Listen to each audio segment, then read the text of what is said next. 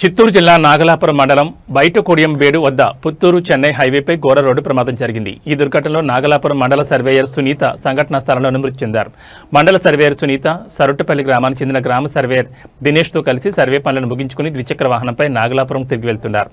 ఈ క్రమంలో వెనక వైపు నుంచి వేగంగా వస్తున్న ఒక టిప్పర్ వారి ద్విచక్ర వాహనాన్ని బలంగా ఢీకొట్టింది. ఈ ప్రమాదంలో సునీత టిప్పర్ చక్రాల కింద పడడంతో సంఘటనా స్థలంలోనే మరణించారు. సురుట్టపల్లి గ్రామ సర్వేయర్ అయిన దినేష్ బైక్ నుండి పక్కకు పడడంతో గాయాలతో బయటపడ్డారు.